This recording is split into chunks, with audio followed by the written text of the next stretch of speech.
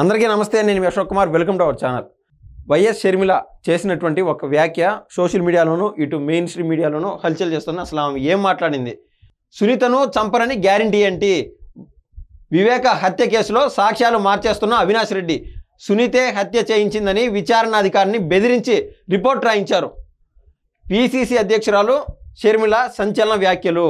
ఈవిడ మాట్లాడిన దాంట్లో చాలా నిజాలు ఉన్నాయి. ఏమని చెప్పిందంటే, ఆల్రెడీ మనం చూసాం, వైఎస్ సునీత ఎవరైతే వివేకానంద రెడ్డి కూతున్నారో ఆవిడే చంపాలని ప్రయత్నం చేసిందని చెప్పి సునీతే హత్య చేయించిందని విచారణాధికారిని బెదిరించి రిపోర్ట్ రాయించారు అని ఆమె చెప్పడంలో ఎటువంటి అతిశయోక్తి లేదు. కాబట్టి ఈ కేసు దర్యాప్తు త్వరగా చేస్తే బాగుంటుందని చెప్పి ఆవిడైతే చెప్తున్నారు.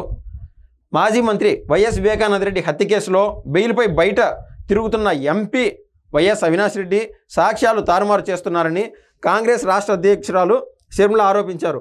వివేకాను ఆయన కుమార్తె సునీతే హత్య చేయించిందని విచారణాధికారిని బెదిరించి భయపెట్టి రిపోర్ట్ రాయించారని ఆమె సంచలన వ్యాఖ్యలు చేశారు.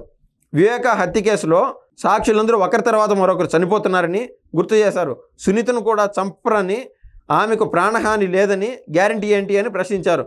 బెయిల్పై ఉండి సాక్ష్యాలు తారుమారు చేస్తున్న ఇలాంటి వారు బయట ఉండాలా, జైల్లో ఉండాలా అని ఆమె నిలదీశారు. శుక్రవారం విజయవాడలోని పార్టీ కార్యాలయంలో షర్మిల విలేకరులతో మాట్లాడుతూ, వివేక హత్య జరిగిన సమయంలో సునీత, ఆమె భర్త అక్కడ లేరు, అవినాష్ రెడ్డే ఉన్నారు. రక్తపు మరకల్ని తుడిపించడం వంటివన్నీ ఆయనే చేయించారని అన్ని సాక్ష్యాలు ఉన్నాయి. అయినా తప్పు చేయలేదని రిపోర్ట్ రాయిస్తున్నారు.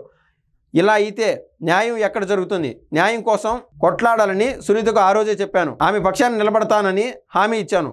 అందుకోసమే ఎదుర్కొనేది ఎంత పెద్దవాళ్ళైనా నా తోబట్టు అని తెలిసినా కూడా నిలబడ్డాను అని షర్మిల అయితే అన్నారు. అంటే ముఖ్యంగా వైఎస్ జగన్మోహన్ రెడ్డి గురించి, ఆవిడ అన్న గురించి ఆమె ఓపెన్గా చెప్పారు. ప్రవీణ్ పగడాల ఘటనలో వైకాపా రాజకీయాలు. ప్రవీణ్ పగడాల ఘటనలో వైకాపా రాజకీయాలు చేస్తోంది. ఈ విషయంలో పోలీసులు వీడియోలు బయట పెడుతున్నారు. ఆయన కుటుంబ సభ్యులు సైతం న్యాయం జరుగుతుందని అంటున్నారు. మతాల మధ్య విభజన తేవాలని భాజపా చూస్తోంది. ఆ పార్టీ కుట్ర ఇందులో ఉందని నాకు అనిపిస్తోంది. ప్రవీణ్ పగడాలది హత్య అని ఆధారాలు దొరికితే వారి పక్షాన డీజీపీని కలుస్తా అని షర్మిల పేర్కొన్నారు. ఆవిడ కూడా ఓపెన్గా చెప్తుంది. దాన్ని సీసీ కెమెరాలు చూపిస్తున్నారు. ప్రతి ఒక్కటి ఆయన తాగాడంటే ఆడ పడిపోయినాడు. ఏది ఏమైనా కూడా ఆ యొక్క మరణాన్ని బేస్ చేసుకొని వైకాపా తీవ్రమైన కుట్రలు చేస్తుందని ఆవిడైతే నమ్ముతున్నారు. సంపూర్ణంగా నమ్ముతున్నారు. ఇది హత్య కాదు, కేవలము ఆయనంతటిగా ఆయన చేసుకున్నటువంటి ప్రమాదము. కాబట్టి దీన్ని ఎమోషన్గా తీసుకెళ్ళి రాజకీయం చేయొద్దని చెప్పి ఆయన చెప్తున్నారు. ఒకవేళ ఓపెన్గా ఏదన్నా ఆధారాలు ఉన్నాయంటే ఆవిడ కన్నా సమర్పిస్తే ఆవిడ స్వయాన డీజీపీని పోయి కలిసి వాళ్ళ తరపున నిలబడతానని ఆయన్ని ఆవిడైతే చెప్తోంది. వక్ఫ్ బిల్లు పేరుతో భాజపా పార్లమెంటు వేదికగా మరోసారి ప్రజాస్వామ్యాన్ని కూని చేసిందని చెప్పింది. డబ్బు కోసమే వైకాపాలోకి శైలజానాథ్. నేను కనిపించడం లేదన్నది అవాస్తవం. మెడికల్ లీవ్ అనుకోవచ్చు కదా. శైలజానాథ్ ఏముందని వైకాపాకు వెళ్ళారో తెలియదు.